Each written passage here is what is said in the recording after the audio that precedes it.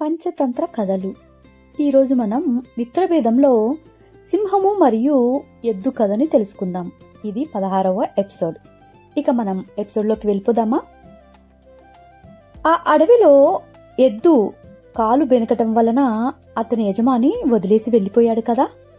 ఇక దాని కాలు నయమవటం వల్ల అది గెంతులు వేస్తూ పెద్దగా కేకలు పెట్టేసింది. అది పెట్టిన సౌండ్కి సింహానికి భయమేసింది. సింహం బిత్తరపోయి చూస్తుంటే సింహం యొక్క మంత్రి కొడుకులు 2 నక్కలు ఉన్నాయి. ఆ 2 నక్కలు ఎందుకు కంగారు పడుతున్నాయి అని సింహాన్ని తెలుసుకున్నాయి. ఇక సింహం ఇలా భయపడటం చూసి, రాజుగారు మీరు భయపడకండి, మేమెళ్ళి అసలు ఎవరు అరిచారు ఏంటి అని సంగతి తెలుసుకొని వస్తాం అని చిన్నగా అడవిలోకి వెతుక్కుంటూ వెళ్ళాయి. తీరా అక్కడికి వెళ్ళాక అక్కడ ఒక ఎద్దు ఉంది. ఆ ఎద్దుని చూసి, ఇందాక పెద్దగా అరిచింది నువ్వే కదా అని ఆ నక్కలు అడిగాయి. అప్పుడు ఆ ఎద్దు, అవును నేనే అరిచాను, నాకు కాలు బెనకటం వల్ల మా యజమాని నేను దేనికి పనికిరాని వాడిని అని ఇక్కడ వదిలేసి వెళ్ళిపోయాడు. అప్పుడు నుంచి నేను ఎలాగోలా అవస్థలు పడి కష్టపడి అటు చెట్ల దగ్గరికి వెళ్ళి ఇటు చెట్ల దగ్గరికి వెళ్ళి తింటూ బతికాను. ఈరోజు కొంచెం నాకు కాలు బాగా నయమైంది అనిపించింది. నాకిక చాలా సంతోషం వేసింది. అందుకని నేను గెంతులు వేస్తూ పొరపాటున పెద్దగా అరిచేశాను. ఏమైంది? నేను అలా అరవటం వల్ల ఏదైనా తప్పు జరిగిందా అని ఆ ఎద్దు అడిగింది. అప్పుడు ఆ 2 నక్కలు, అయ్యో అయ్యో, నువ్వు ఇంత పెద్దగా అరిచావు అంటే నువ్వు సంతోషం కోసం, నువ్వు బాధపడుతున్న ఇన్ని రోజుల్ని మర్చిపోవటం కోసం పెద్దగా అరిచేసావు కదా. కాకుంటే ఈ ఊరికి అంటే ఈ అడవి రాజ్యానికి మా రాజు సింహం ఉన్నాడు. ఆ సింహానికి కొంచెం నువ్వు అలా అరవటం వల్ల ఇబ్బంది కలిగింది. ఇక నువ్వు ఆయన దగ్గరికి వెళ్ళి క్షమించమని అడిగితే మా రాజుగారు నిన్ను క్షమించేస్తారు అని చెప్పాయి ఆ 2 నక్కలు. అప్పుడు ఎద్దు, అవునా, నేను ఇలా పెద్దగా అరవటం వల్ల రాజుగారికి కంగారు పుట్టిందా? సరే, నేను తప్పకుండా వచ్చి మీ రాజుగారికి క్షమించమని అడుగుతాను. మరి ఎటు వెళ్ళాలి? నాకు ఆ రాజుగారు ఎక్కడ ఉంటారు తెలియదు కదా అని ఆ ఎద్దు అడిగింది. అప్పుడు ఆ 2 నక్కలు, నీవు మాతో పాటురా, నేను మా రాజుగారిని నీకు పరిచయం చేస్తాను అని చెప్పాయి. అప్పుడు అన్నయ్య నక్క ఎద్దుతోటి ఎన్నో కబుర్లు చెప్పుకుంటూ చిన్నగా నడుస్తూ ఉంటే త్వరగా వెళ్ళి తమ్ముడు నక్క సింహానికి చెప్పింది. అలా ఆ ఎద్దుని అన్న నక్క తీసుకువస్తూ ఉంటే ముందుగా వెళ్ళి తమ్ముడు నక్క మహారాజుకి ఇన్ఫార్మ్ చేసేసింది. మహారాజా, మనకు భయం కలిగేలా శబ్దం చేసింది ఎవరో కాదు, వృషభేంద్రుడు అని ఒక ఎద్దు.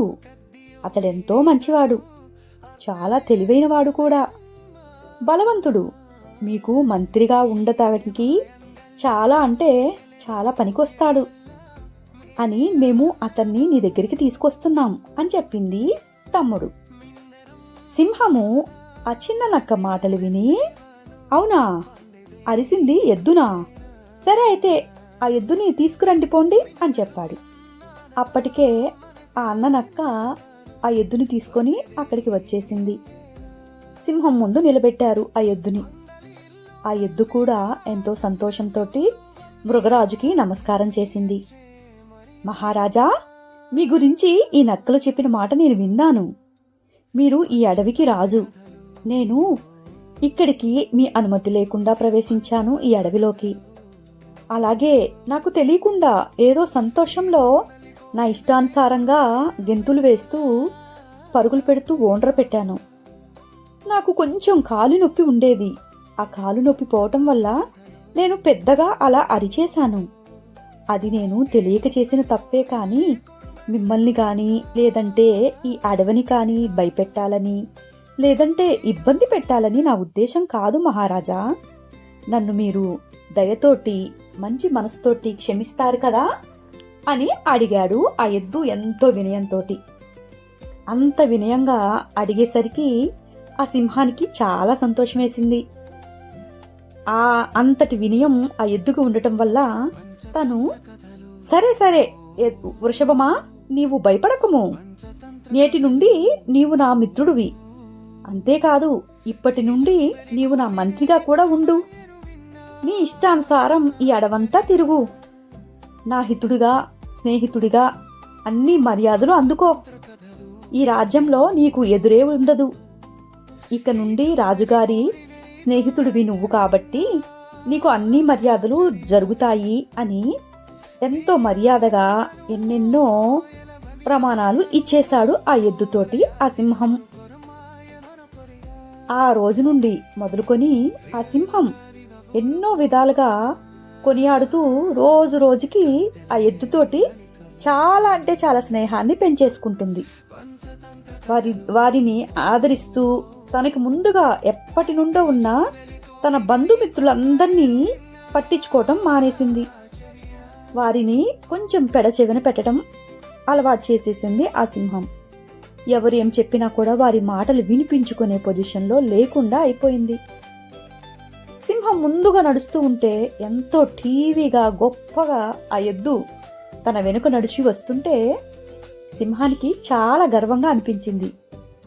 ఇంత బలవంతురాలైన ఆ ఎద్దు నా పక్కన ఉండటం నాకు మంచిది అనుకుని స్నేహం చేయటం మొదలుపెట్టేశాడు. రోజు రోజుకి తన స్నేహం ఎక్కువ అవుతుంది.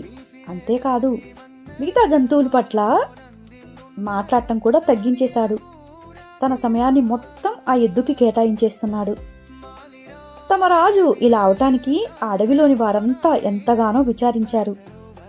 ఆ అన్నదమ్ములైన నక్కలకు కూడా రాజుగారితో రాకపోకలు మరియు ఇంతకు ముందు ఉన్న సంబంధం కూడా చాలా తగ్గిపోయింది. ఒకనాడు అన్నయ్య ఎద్దును తెచ్చి గద్దెనెక్కించింది నేను. అది మరచి ఆ ఎద్దు తనకు మేలు చేశామనే విశ్వాసం కూడా లేకుండా మనల్ని నిరుత్సాహపరుస్తుంది. ఆ సింహం కూడా గౌరవించటం లేదు సరికదా. మన మహారాజుతో మాట్లాడాలన్నా వారిద్దరూ ఇంకొకరికి అవకాశం ఇవ్వట్లేదు. మనకే కాదు, మునుపటి రాజమిత్రులకు బంధువులకు కూడా మనం చేసిన పని వల్ల చాలా అంటే చాలా నష్టం కలిగింది. నేను ముందుగానే మనకెందుకులే అంటే నువ్వు వినలేదు కదా, దీనంతటికీ కారణం నువ్వు కూడా కదా అని తమ్ముడితో అన్నాడు ఆ అన్ననక్క. దానికి తమ్ముడు, సరే సరేలే, ఇలా అవుతుందని మనకేమి తెలుసు, తానొకటి తెలిస్తే దైవం ఒకటి తలుస్తుంది అనే సామెత నా విషయంలో నిజమైపోయింది. ఇలా జరుగుతుందని నేను మాత్రం కలగన్నానా ఏంటి? నేను పొందతలిచిన మంత్రి పదవి ఆ ఎద్దుకి దక్కింది.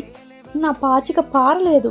చేతులారా నేను చేసుకున్న అపరాధానికి నేనే కదా అనుభవించాలి అని ఎంతో బాధపడుతూ, ఒక సన్యాసి కూడా నాలాగే మోసపోయాడు, నీకు ఆ కథ చెప్తాను విను అని ఆ కథ చెప్పడం ప్రారంభించింది.